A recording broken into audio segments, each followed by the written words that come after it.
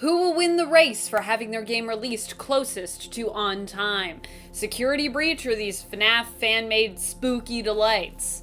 Welcome back, my fellow gamers. When it comes to the FNAFverse, one of the best things about it is the community. The community is so involved that while waiting patiently for the next FNAF installment, they have turned to creating their own supplemental games in their own FNAF-inspired worlds.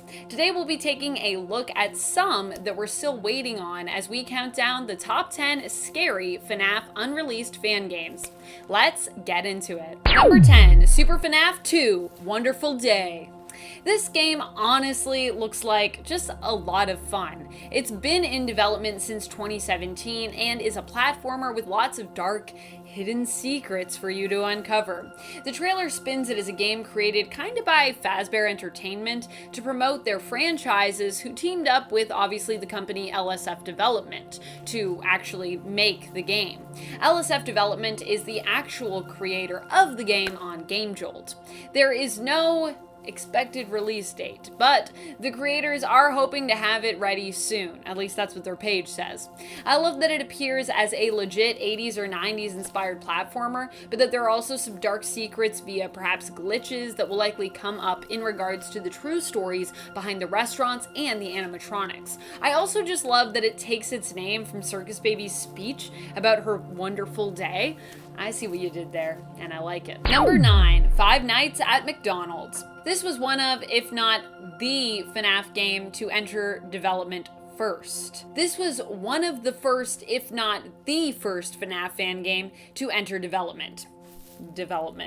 We're not really sure how far along this game is, but we know it's been in the works for apparently 7 years. The graphics make it look like something that could be released for like Nintendo 64. But hey, Nintendo 64 is well loved by many of us, so that might not end up being a bad thing if it ever actually does get finished.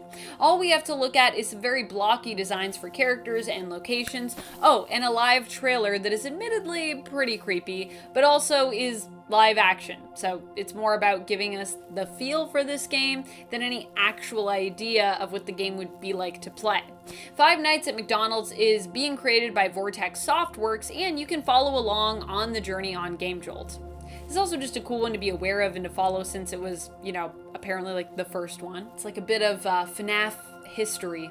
FNAF fan-made history. And friends, before we move on to this next spot, if you are loving this list and you want more lists like it, be sure to show us by giving this video a thumbs up. I love talking about all the cool fan-made stuff because the community is just so cool and creative, and I love it. So yeah, if you want more fan-made content, let us know. We can celebrate it. Number 8, Fredbear's The Origin / FNAF. Fredbear's is a game that was meant to establish the lore as reimagined by fans of the first Freddy's location, Fredbear's Diner. It's implied based on teaser trailers and the description that you, in fact, may play as the killer in the series, but that at least for a time you're kind of unaware as to if you're responsible for any deaths or if something else might be going on. All in all, it sounds very creepy and mysterious and a little confusing for this story, which I am into. I mean, if I didn't want confusing, would I even be talking about FNAF right now?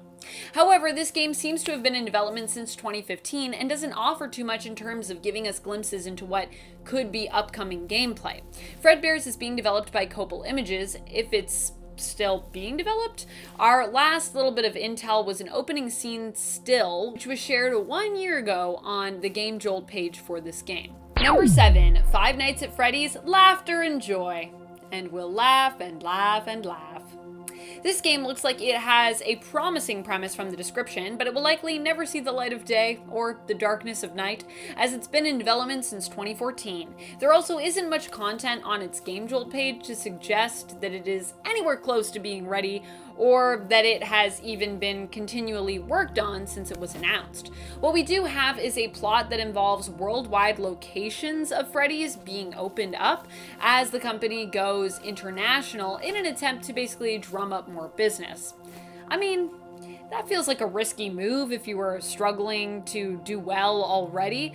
Also, where would you then get all that money to open all those locations internationally? But still, it's a cool idea if you can suspend your disbelief when it comes to the actual business side of that.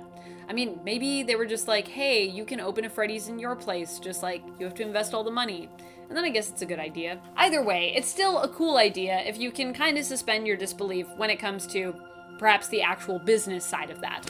The other interesting info we are given is an idea of the animatronic roster, including a new animatronic named Jammy Jr., who I really want it to be a cannibalistic Jammy Dodger animatronic.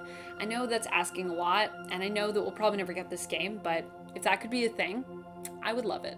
Number 6, Animator's Hell. This one has a few demos available, but that's it if you're looking to play. It's by Gestalt Games and can be found on GameJolt if you're looking to check out what is available at this point. The good news is the second demo came out only a few weeks ago. The bad news is that the previous demo came out a year ago, so progress is evidently slow going, and it might mean you have to wait a while before you'll see another demo or even a semi-finished full game when it comes to Animator's Hell. Animator's Hell was tested out on Game Theory Live though, so if you are a fan of MatPat, who had nothing but good things to say it seems, you might want to hit follow on GameJolt for this one, and stay tuned for when this game is fully released. Either way, you've got a couple of playable demos that you can do, and that's more than a lot of games have, so you should check that out. Seems like the demos are pretty fun. I haven't played this one, but it looks pretty fun. Number 5, Pyro-Illusion. I guess a lot of these titles choose to be in all caps to, I don't know, attract your eye. I'm not really sure what's up with that, but there are a lot of FNAF titles that are all in caps. But before Pyro-Illusion was Pyro-Illusion, in all caps, it was Five Nights at Roxy's. This game has over 20,000 followers, but still doesn't have much beyond preview images and trailers. Of course, all the imagery and glimpses into the world and character design thus far look so good that everyone obviously cannot wait for this game to be released, if it ever does get released. When it gets released? D. Demku has been working on the game for 4 years on GameJolt, it should be noted, so hopefully they're getting close soon because, fans have been waiting for a while. Give us the game, we want to play! But also respect to people making games, because it's really hard work. So, also take your time. Give it to us, but take your time. But give it to us, Number 4, Popgoes Evergreen. Popgoes is one of the games that is part of the FNAF-Fanverse initiative, and when I say games, I should really be saying the franchise, because Popgoes has had full games released under the title, but they're now working within the fanverse, which means some of the previous titles will no longer be considered canon. But this game, Popgoes Evergreen, and the prequel game, Popgoes Arcade, will be considered canon in the FNAF fanverse, so yay. Popgoes' main character is an animatronic weasel, and while Evergreen is still in development, Arcade is available for you to play if you want to gear up for this exciting new title that will be canon within the FNAF fan extended universe. Exciting stuff! Their page on GameJolt also has a free soundtrack song available for download that makes for some pretty good creepy mood music.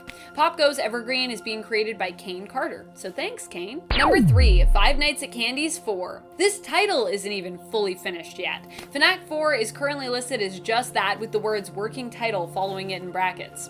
Five Nights at Candy's 4 is also created by Emil Ace Mako, the same creator behind the previous Candy's games within this franchise. And honestly, although there isn't much up for this game yet, it looks like one of the most scary ones to have come from this series. Five Nights at Candy's is also being welcomed into the FNAF fanverse, so we can also expect to see these games making their way to consoles and mobiles soon. Ace has promised that this game will center more on Candy than on the rat, and will deliver tons more minigames because obviously minigames are the best. FNAF 4 seems to have been worked on for about a year, so while it's currently unreleased, odds are good we can at least expect to see this one at some point in the near future. Yay! Also, I feel like if you're part of the fanverse, then that's a good sign. Number 2, Sinister Turmoil. Sinister Turmoil was a highly anticipated FNAF fan game that ended up being cancelled. Wah wah wah. However, the good news is there is a smaller version of the game available for fans to play that was released as kind of a final farewell to the project. What's really sad too is this game actually looks so good, so terrifying, and it was only in development for about a year and change before it was abandoned. So they didn't have that much time to create something something that was already looking so promising, and yet they did that. Here's hoping that we see more content like this from Angus Games and their team in the future, and that we'll get something else FNAF themed from them, hopefully. The other thing that I love about this one is that it had a more mature rating in comparison to other FNAF fan-made games. So if you were looking for something that's like a little bit more adult in terms of the violence or the content, then this is a game that was trying to do that, which I appreciate as an adult that likes these games. Number 1, Porkchop's Horror Show. This game is a FNAF-inspired fan game with a very different premise from what I'm used to with these fan-made games. In Porkchop's Horror Show, you play as a contestant looking to earn money and fame as you attempt to escape a maze-like what appears to be asylum filled with death traps, while Porkchop attempts to hunt you down and kill you after tormenting you first. It's apparently not going to be an easy kill. That's what the description promises. Porkchop's Horror Show was, I believe, canceled, but is currently uncanceled and maybe still in development. It is being created by FizzNom on GameJolt and has been in development since 2018. So hopefully it's uncanceled and we'll see it soon.